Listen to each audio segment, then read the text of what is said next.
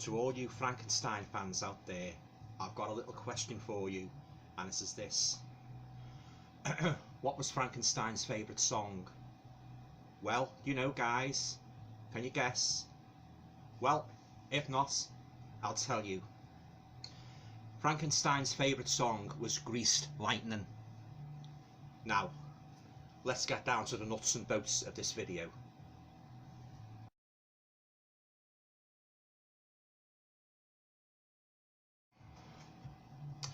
Hi guys, welcome to another video. Hope you're all keeping well.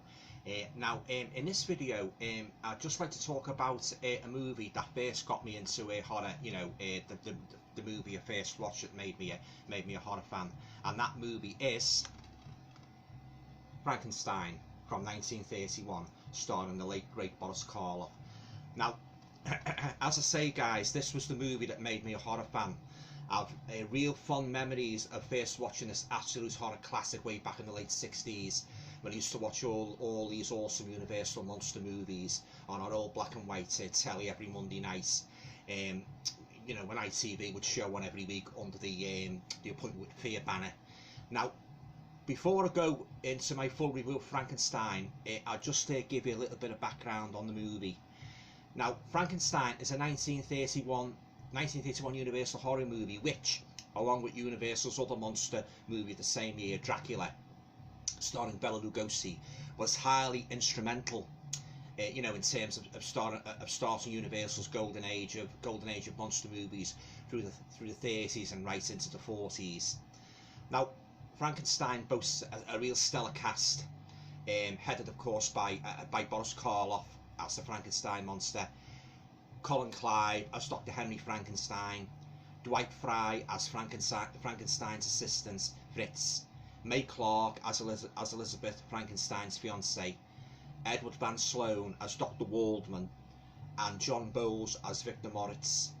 Now, Frankenstein was directed by James Whale and produced by Carl LaMaille Jr. I hope I pronounced that right. The musical score is provided by Bernard Korn. The makeup for the monster was provided by Jack Pierce, a legendary name, guys, in Universal monster movies. And now the movie, of course, is based on the original Frankenstein novel by Mary Shelley, published in 1818. Now, the film made Boris Karloff a huge star, and was so conducive to making his name so synonymous with horror cinema. Karloff actually went on to play the Frankenstein monster in 2 more sequels for Universal, The Bride of Frankenstein in 1935, and finally The Son of Frankenstein in 1939. Now this is the very first Frankenstein film. Was a huge commercial success for Universal Pictures upon its release, and in glowing reviews, by both critics and audiences alike. Now, this masterpiece of a horror movie spawned a number of sequels and spin-offs, and it's had a significant impact on popular culture. With the imagery of both Frankenstein's hunchbacked assistant and Karloff's square-headed Frankenstein's monster becoming so iconic. Now, I don't think I really need to go into great detail in terms of explaining exactly what Frankenstein is all about. So, as even if you aren't a horror fan, I'm sure you will have some knowledge of the story of the mad scientist who dared to play God, and in doing so paid a heavy price. But what I will do is to give you a good outline of the movie, talk a little bit about key moments in the story, and round the review off by listing all the things I basically loved about this classic film, with a few pieces of trivia thrown in for good measure. Right then, here we go. Now, the movie opens with Edward Van Sloan stepping from behind the curtain to deliver a brief caution to the audience. Now, basically, after greeting everybody, he proceeds to describe Frankenstein as a man of science who dared to create a man in his own image, but making a fatal mistake in disregarding God's wishes just to serve his own ends scientifically. Now, Van Sloan also says that the Frankenstein is one of the strangest stories ever told, dealing with the 2 great mysteries of life and death. Now, he then ends this little lecture by basically putting the audience on their guard, and advising anybody of a nervous disposition to, well, basically leave the cinema while they've got the chance. Just like, you know, just like the little epilogue at the end of the Lugosi Dracula film, who you remember if you've been watching my videos I talked about previously when I reviewed Dracula. Yeah, just like that, I think this is a great little tongue-in-cheek, self-aware insertion that adds that little bit of extra spice to the movie. Now, the film then it moves on to the story of Henry Frankenstein himself and the start of his efforts to create the perfect man, assisted of course by the hunchback Fritz. Now, in an obsessed, twisted and boundary-breaking macabre fashion, Frankenstein digs up corpses from graveyards, steals bodies of recently hanged criminals, and generally nicks any available body parts he can as he sets to work on his nameless creation. But as is usually the case with Frankenstein films, things don't go quite the way the good doctor intended. For the healthy brain he robs from his former teachers, Dr. Wallman, laboratory, is accidentally dropped by his bumbling assistant Fritz. So Fritz has to compensate for this by replacing the damaged brain with the other brain in the lab, which happens to be the brain of a criminal. Bad mistake. Now, Henry Frankenstein's fiancée Elizabeth starts to become quite concerned about her boyfriend's strange behaviour and the way he's cutting himself off from everybody by spending long hours in the lab he's built inside this abandoned watchtower. She shares her concern with her friend Victor Moritz, and accompanied by Dr. Wallman, the trio visit Frankenstein at his laboratory.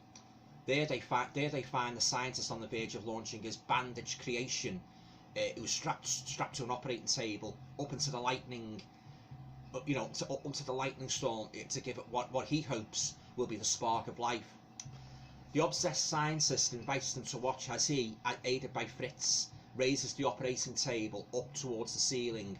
Once it is level with the opening in the roof, it's exposed, to the full force of the lightning storm. Then, hey presto, as the fork of lightning strikes in the right place, the monster takes its first breath. Its hand slowly moves up from its side, and once he sees this, Frankenstein becomes as ecstatically overjoyed as a little kid in a candy shop. Elated at his success in giving his creation life, Frankenstein goes into an absolute paroxysm of manic glee and, gibbering like a lunatic, utters the immortal line, "It's alive! It's alive! Alive! Alive! Control yourself, man!" is the immediate thought that flashes in my mind whenever I watch this scene. A scene that has been reshown countless times in many horror documentaries over the years. Thus an iconic timeless monster is born in the universal canon of horror cinema. For me, Boris Karloff personified the Frankenstein monster so wonderfully, so perfectly, so flawlessly. The first time we see him in full form, having risen from the operating table to be clothed by Frankenstein, ready for presentation to society, the monster cuts a dark, menacing, silent figure. Completely clad in black, he slowly steps backward through the doorway into Frankenstein's lab, before turning equally slowly around to face his creator. Now, despite its unpalatable form, the creature's aspect seems to suggest an almost innocent, childlike quality. Dr. Frankenstein welcomes his creation into the laboratory and asks it to sit. Creature obeys. Frankenstein then he opens the roof, prompting the monster to reach out towards the sunlight. But then Fritz enters with a flaming torch, and this scares the monster badly. Frankenstein and Wallman erroneously think that this sudden outburst is an attempt by the monster to attack them, and so they restrain it by chaining it up in the dungeon. I don't know, that Fritz, he always seems to be putting his foot in it, doesn't he? Now, fearing that the monster may be a grave menace to society, they leave it locked up, where Fritz torments it with a torch. Now, as Henry and Wallman consider the monster's face, they hear a sudden shriek emitting from the dungeon. Frankenstein and Wallman race down and are shocked to find that the monster has strangled Fritz. The monster lunges at the two, but they escape, locking the monster inside. Now, realising that the monster must be destroyed, Henry prepares an injection of a powerful drug. The plan is to release the monster and inject it as it attacks. When the door is unlocked, the monster lunges at Frankenstein as Wallman injects the drug, into the monster's back. Now the monster falls to the floor, unconscious. Now, all this stress and turmoil becomes a little too much for Henry Frankenstein to take, and he finally collapses with exhaustion. Now, as he recovers at home and, prepares for his wedding to Elizabeth, Henry is shocked to learn that the monster has strangled Dr. Wallman, who'd been trying to vivisect this, and has escaped from the lab. Now, out of all the monster's exploits in the local landscape, the part that stands out most, and that part is most notorious, disturbing and harrowing, is the one where he stumbles upon a little girl, a farmer's young daughter called Maria, who is sitting by a lake. Now, any initial fear she may have harboured at the creature's grotesque appearance soon starts ebbing away, and the girl relaxes in the monster's company and asks him to play a little game with her, in which they toss flowers into the lake and watch them float. Now, the monster immediately warms to this game. He's really starting to enjoy himself. But when they run out of flowers, he expects Maria to float as well. So he throws her into the lake, where, to his bemusement, she disappears beneath the surface. Upset by this, the monster runs away in a fit of helpless despair. This very harrowing scene, this, guys. Now, and as if all that wasn't enough, we then see the equally harrowing scene of the distraught farmer, carrying the corpse of his murdered daughter through the village. This was really strong stuff for its time, guys, and still resonates perturbingly with viewers even to this day. The sight of this massive monster tossing a real girl into a lake is just so chilling, so perturbing. Now, if you know your Universal monster history, guys, you will know all too well the amount of controversy the drowned girl scene caused at the time. In fact, it shocked censors so much that it was deemed too upsetting to keep in the film, and so it was cut out. Now, over the years, it was thought that the scene was lost for good. However, in the mid-1980s, the scene was discovered and restored by Universal. Now, due to his monstrous appearance, Frankenstein's creation finds this new existence extremely hard, and through a series of misunderstandings, he ends up being a target of an angry mob of villagers. And then we have an absolutely edge-of-the-seat climax at a windmill as Frankenstein confronts his creation in a final showdown. Now, I won't give away any more of the film, guys, just in case you haven't seen it. Suffice to say that this movie is an absolute classic. It really is, absolute classic of horror cinema. And I could sit here all afternoon spouting superlatives on just how much this movie means to me, which brings me now to all the things I particularly like about this film. Now, they are: number one, Colin Clive's brilliant performance as Henry Frankenstein. Clive, he really brought great character to this role, and despite the fact that he could be really obsessed to the point of lunacy in his determined efforts to create a man, you never really hated him, as he did have a normal human side to him, especially where he exhibits his obvious love for his fiancée Elizabeth, whom he hopes to marry. Unlike his monster, Frankenstein himself doesn't actually murder anybody. He's simply an inherently decent man, tragically blinded by science. Now, he eventually regards the monster he created as nothing more than an abandoned interest, once he realises the grave mistake he's made in trying to play God. Now, Colin Clive reprised this role equally brilliantly in the 1935 sequel, The Bride of Frankenstein, which I hope to do a review of in a coming video. Now, number two, the general setting and background of the movie. Fantastic cinematography here, guys. Universal set designers were really on the money when they designed Frankenstein's laboratory. The creepy woodline terrain, the dark, shadowy ambience that permeated this movie from start to finish. All this is so reminiscent of German expressionism. And then, of course, you've got the usual Universal horror staple of the angry, torch-bearing villagers baying for the Frankenstein monster's blood, as they do in Universal movies. Great stuff. Frankenstein is truly an atmospheric movie, and the one that started all the familiar, much-loved tropes of Universal's classic monster universe. Thirdly, last but by no means least, Boris Karloff's stunning performance as the Frankenstein monster. Despite his few scenes and the absence of dialogue, Karloff still does a truly awesome job in portraying a complex, intimidating yet rather sympathetic creature. Jack Pierce's iconic makeup also facilitated these facial expressions perfectly. Now, as well as exuding an air of menace, Karloff's monster also had a pitiable side to him. I mean, you know, he didn't ask to be born into what to him was a very, very angry and hostile world. He just wanted to be left in peace. Karloff does a fantastic job in presenting the monster as a sad figure who begs for understanding, yearning to be understood and loved. His hand gestures and pleading moans, saying it all. Karloff's performance tragically emphasised the injustice of abandonment. And then, of course, on the other side of the coin, you've got the more angry mannerisms of the creature. Karloff, again, is a real master of his craft, guys, in showing the Frankenstein monster's displeasure and hostility. He's got a great way of snarling menacingly out of the corner of his mouth, accompanied again by the appropriate hand gestures, as if he's brushing somebody away. Oh yeah, Karloff's performance was the best, and I mean the best, performance of the Frankenstein monster ever, no doubt about it, guys. Finally, I'd just like to end this review by giving you all a few pieces of trivia about the movie which you may not have known about. Now, firstly, in addition to the controversial scene involving the drowning of the little girl, this film was already on the censor's radar because of what was deemed at that time quite blasphemous.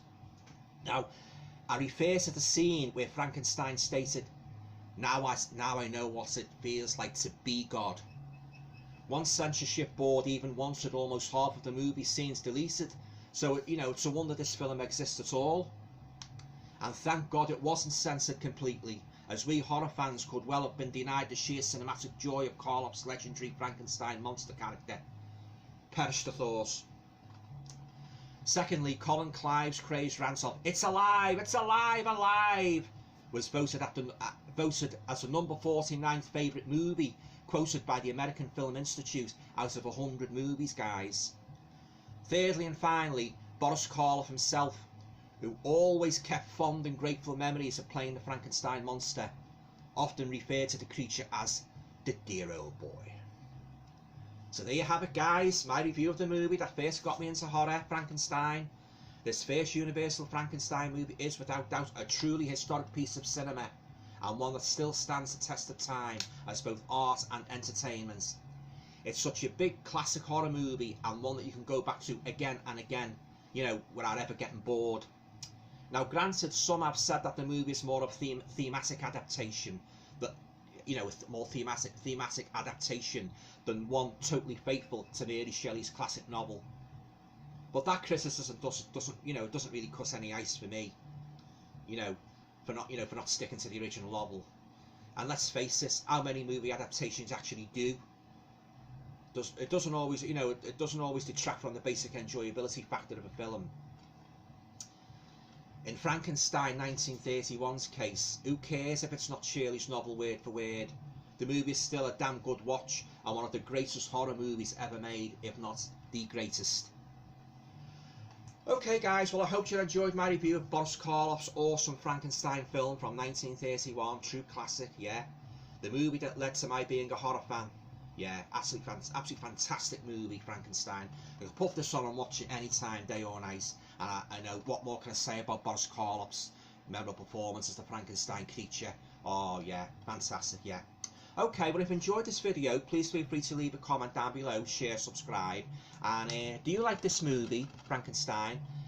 What do you think of Boris Karloff's performance as the monster generally? What's your favourite Universal monster movie? Leave your comments down below. Always love to talk to me fellow horror YouTubers, about favourite movies and that. And this is certainly a favourite movie. It'd be top 5 favourite horror movies of all time. Frankenstein 1931.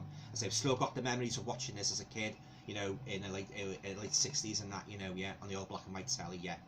Okay guys, well that's it for now. That's me review of Frankenstein 1931. Stay safe and all going well. I'll talk to you all in the next video. Thanks guys.